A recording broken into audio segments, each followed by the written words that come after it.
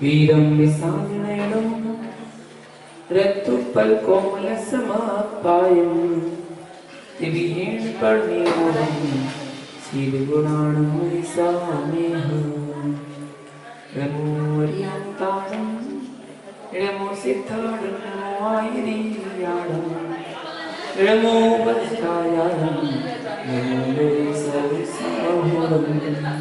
जब लंका से विष्णु भगवान की आचार्य भगवान कुंद स्वामी की आचार्य विरासागर जी महाविराज की आचार्य भगवान कुंद स्वामी की महान साहब आचार्य कुंद स्वामी द्वारा रचित अष्टपाहर ग्रंथ की अंतर्गत सील पाहर ग्रंथ की यहाँ पर वाचना चल रही है, जिसमें 22 गाथाएं यहाँ पर पूर्ण हो चुकी हैं। आज 23वीं गाथा की व्याख्या होने जा रही है। अब लोक व परलोक में इंद्रिय विषयों का सेवन दुखप्रद है, इसे आचार्य भगवान अगली गाथा में बता रहे हैं।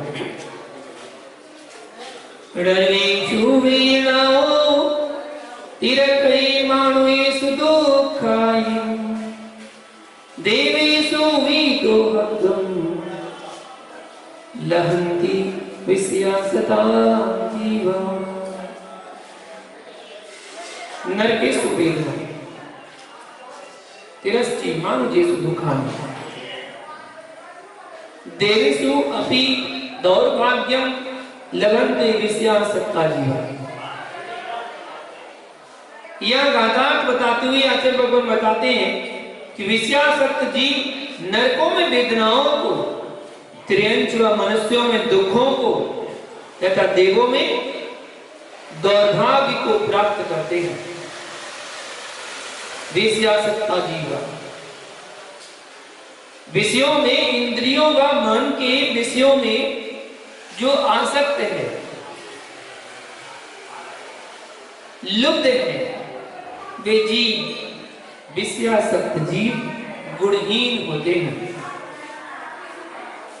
और आंतरिक शत्रु से सदा ग्रस्त रहते हैं। इस कारण से उनकी स्थिति शोचनीय बनी रहती है, ऐसा नीति शास्त्रकारों ने कहा है।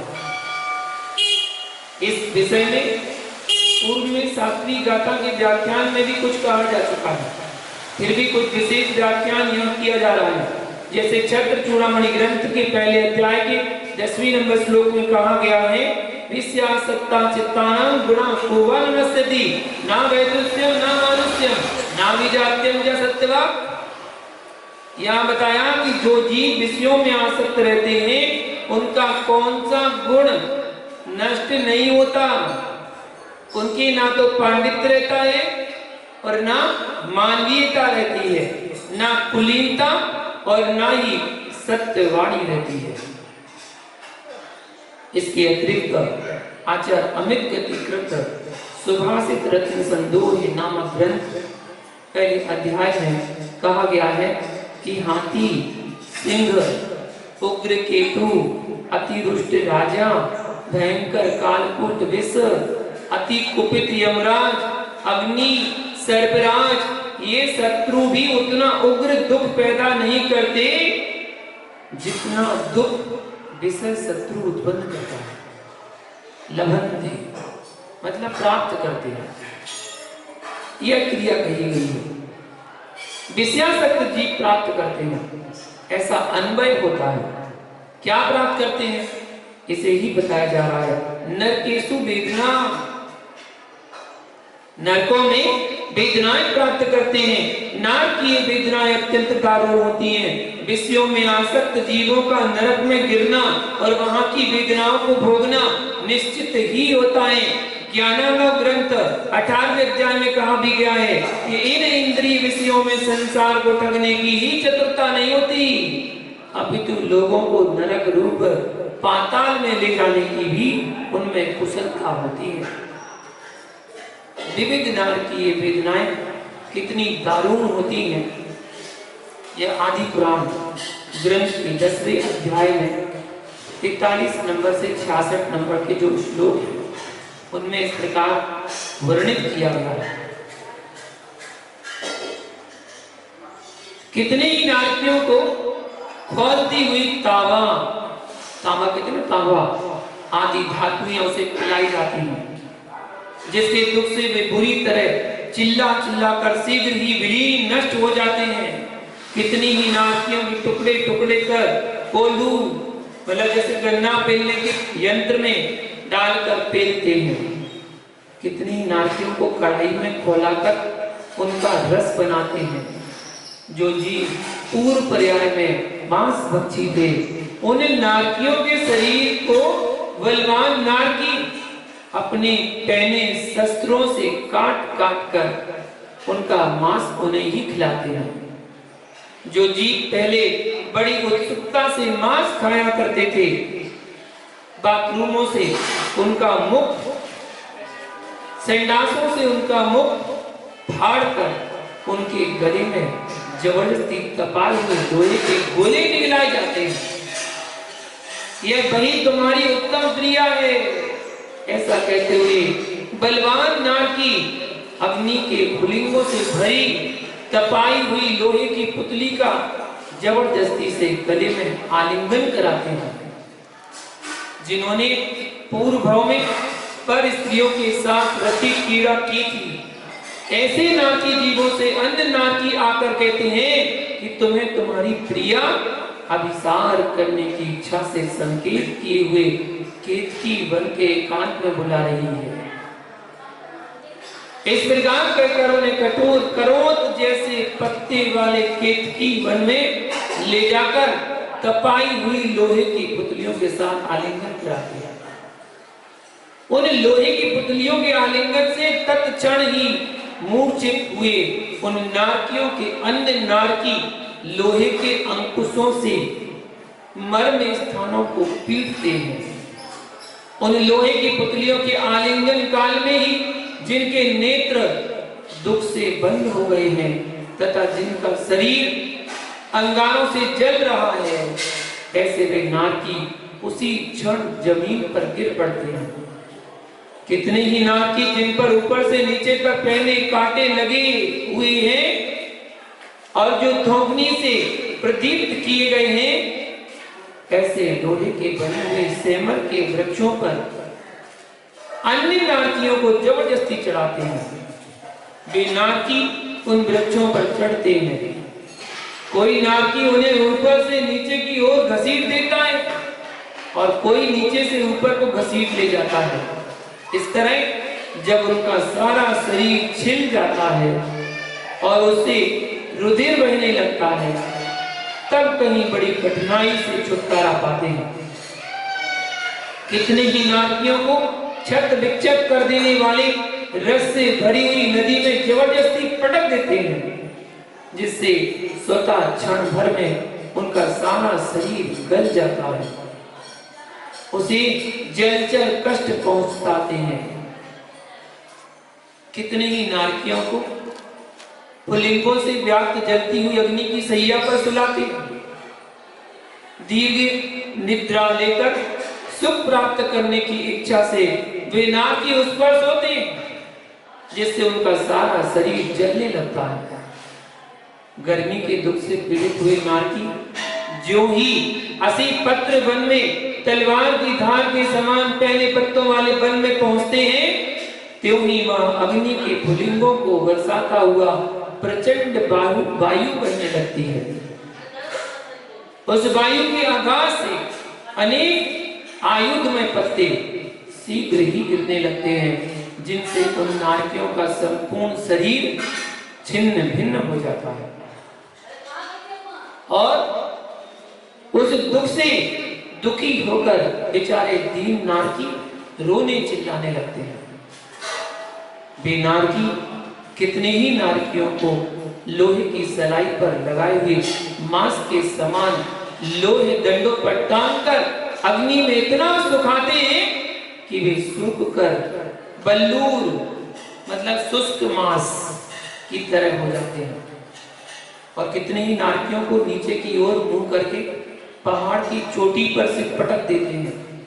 कितने ही नारकियों के मर्म स्थान और हड्डियों के संधि स्थानों को पेनी करों से विदीर्ण कर डालते हैं। और उनके नखों से अग्रभाग में तपाई हुई लोहे की सुइयां चुभाकर उन्हें भयंकर वेदना पहुंचाते हैं। कितने ही नारकियों को पहने सूल के अग्रभाग पर चढ़ाकर घुमाते हैं, जिससे उनकी आंतड़ियां निकलकर लटकने लगती हैं और छलकते हुए खून से उनका सारा शरीर लाल लाल हो जाता है। इस प्रकार अनेक घावों से जिनका शरीर जर्जर हो रहा है, ऐसे नारकियों में बलिष्ठ नारकी खारे पानी से सींचते हैं। जो नारकी घावों की व्यथा से मूर्छित हो जाते हैं, खारे पानी के सींचने से वे पुनः सचेत हो जाते हैं। कितने ही नारकियों को पहाड़ की ऊंची चोटी से नीचे पटक देते हैं और फिर नीचे आने पर उन्हें अनेक निर्दय नारकी बड़ी कठोरता के साथ सैकड़ों वज्रमय मुट्ठियों से मारते हैं। कितने ही निर्दय नारकी अन्य नारकियों को उनके मस्तक पर मुद्गरों से पीटते हैं, जिससे उनके नेत्रों की गोलक गटेना निकलकर बाहर गिर पड़ते हैं। तीसरी पृथ्वी तक असुर कुमार देव नारकियों को मेड़ा बनाकर परस्पर में लड़ाते हैं, जिससे उनके मस्तक शब्द करते हुए फट जाते हैं और उनसे रक्त मांस आदि बहुत सा मल बाहर निकलने लगता है। जो जीव पहले बड़े उद्दंड थे, उन्हें वे नारकी तपाए हुए लोहे के आसन पर बैठाते हैं और विधि पूर्वक पहने कांटों के बिछोने पर सुलाते हैं। इस प्रकार नरक की अत्यंत असह्य और भयंकर वेदना और वहां शीत वेदना एवं दुर्गंध आदि के निमित्त से होने वाली दारुण वेदना भी नारकी जनों को भोगनी होती है। तिल्लोपनिषद ग्रंथ में उसका वर्णन बताया दूसरे अध्याय में और कहा है कि पांचवी पृथ्वी के अवशिष्ट चतुर्थ भाग में तथा छठी और सातवीं पृथ्वी में स्थित नारकियों के बिल अत्यंत शीत होने से वहां रहने वाले जीवों को भयानक शीत की वेदना करने वाले होते हैं। नारकियों के उपयुक्त 84 लाख बिलों में से 82,25,000 बिल उष्ण और 1,75,000 बिल अत्यंत शीत है। यदि उष्ण बिल में मेरू के बराबर लोहे का शीतल पिंड डाल दिया जाए तो वह तल प्रदेश तक न पहुंचकर बीच में ही मैन के टुकड़े के समान पिघलकर नष्ट हो जाता है। तात्पर्य यह है कि इन बिलों में उष्णता की वेदना अत्यधिक है। इसी प्रकार यदि मेरू पर्वत के बराबर लोहे का उष्ण पिंड शीत बिल में डाल दिया जाए तो वह भी तल प्रदेश तक नहीं पहुंचकर बीच में ही नमक के टुकड़े के समान विलीन हो जाएगा। बकरी, हाथी, भैंस, घोड़ा, गधा, ऊंट, बिल्ली, सर्प और मनुष्य या आदि के सड़े हुए शरीर की गंध की अपेक्षा वे नारकियों के बिल अनंत गुणी दुर्गंध से युक्त होते हैं। कार्तिकेय अनुप्रेक्षा ग्रंथ गाथा 35 से 37 में नारकी दुखों का निरूपण इस प्रकार किया गया है और बताया कि नारकी जीवों को प्राप्त होने वाले दुख 5 प्रकार के होते हैं। पहला दुख असुर कुमार देवों द्वारा दिया जाने वाला दुख, दूसरा शारीरिक दुख, तीसरा मानसिक दुख, चौथा क्षेत्र जनित दुख और पांचवा परस्पर में दिया जाने वाला दुख। वहां नारकी जीवों के शरीर के तिल जैसे टुकड़े टुकड़े कर दिए जाते हैं। उन तिल बराबर टुकड़ों को भी भेदा जाता है, वज्राग्नि में पकाया जाता है। नारकियों को जीव घाव से उत्पन्न मवाद के कुंड में फेंक दिया जाता है। जब नरक में एक समय में होने वाले दुखों का वर्णन करना भी संभव नहीं है, तब जीवन भर के दुखों की कथन तो हजारों जीव माला भी नहीं कर सकता। उसी प्रकार तिरस्की मान जेसु दुखानी त्रेंचों में त्रियक योनि में तथा मनुष्यों में, मनुष्य गति में वे विषयासक्त जीव विविध दुखों को प्राप्त करते हैं। त्रियंच व मनुज विविध दुखों को प्राप्त करते हैं, वह भी पूर्व में की गई विषयासक्ति का फल होता है। यह भाव है। त्रियंचों में बलिष्ठ त्रियंचों द्वारा अल्प बल वाले त्रियंच पीड़ित किए जाते हैं। उनमें न्योली व सांप की तरह या बिल्ली या चूहे की तरह किन्हीं में जन्मजात बैर भाव रहता है। मालिक अपने घरेलू पालतू घोड़ों, बैलों व गधों आदि को वाहन रूप में काम में लेते हैं। कभी कभी उनके अन्न पानी का बंद करने तथा अत्यधिक भार लादने आदि के द्वारा दुख पहुंचाते हैं और चाबुक आदि द्वारा उन्हें मारते पीटते भी हैं। बैलों आदि के वृषण का छेदन कर भी पीड़ित करते हैं। वे त्रियंच, आहार, भय, मैथुन, परिग्रह इन संज्ञाओं से उद्विग्न बने रहते हैं। अपनी इच्छा की पूर्ति न होने पर उनके दुख की वृद्धि ही होती है। उनमें वाणी व्यवहार के न होने से उनकी समस्याओं का समाधान नहीं हो पाता। इस प्रकार त्रियंचों को विविध वेदनाओं का अनुभव होता है। इसका निरूपण कार्तिक के अनुप्रेक्षा ग्रंथ गाथा 40 से 44 में इस प्रकार किया गया है कि नरक से निकलकर जीव अनेक प्रकार के त्रियंचों में जन्म लेता है। वहां भी गर्भज अवस्था में भी छेदन वगैरह का दुख पाता है। अन्य त्रियंच उसे खा डालते हैं, दुष्ट लोग उसे मार डालते हैं। अतः सब जगह से भयभीत होता हुआ त्रियंच प्राणी भय के भयानक दुख को सहता है। त्रियंच परस्पर में ही एक दूसरे को खा जाते हैं, इसलिए दारुण दुख पाते हैं। जहां माता ही भक्षक हो, वहां दूसरा कोई उनकी रक्षा कैसे कर सकता है। त्रियंच जीव तीव्र प्यास से प्यासा होकर और तीव्र भूख से भूखा व्याकुल होकर पेट की आग से जलता हुआ बड़ा कष्ट पाता है। इस प्रकार त्रियंच योनि में जीव अनेक प्रकार के दुख सहता है। भाव प्रावत ग्रंथ गाथा 10 में कहा गया है, हे जीव, तूने त्रियंच गति से चिरकाल तक खोदे जाने, तपाए जाने, जलाए जाने, हवा से उड़ जाने, तोड़े जाने और रोके जाने आदि के दुख प्राप्त किए हैं। इस प्रकार मनुष्य जन्म में भी दुखों की परंपरा प्राप्त होती है। वह शारीरिक, मानसिक, आगंतुक आदि दुख होते ही हैं। ऐसा भाव प्रावत ग्रंथ की गाथा नंबर 11 में प्रतिपादित किया गया है। कैसा बुढ़ापे से ग्रस्त होना, विकलांगता, मौत से भय, अनिष्ट संयोग, इष्ट वियोग, बलवान शत्रु की ओर से वध, बंधन आदि के होने की स्थिति इत्यादि असाता वेदनी की उत्पादक घटनाएं प्रायः होती रहती है। कभी पुण्य के संयोग से लोगों को इष्ट पदार्थों की प्राप्ति हो भी जाती है, किंतु पुण्य के क्षीण होने पर उन प्राप्त पदार्थों की नश्वरता के कारण अंततोगत्वा दुख ही अवशिष्ट रहता है।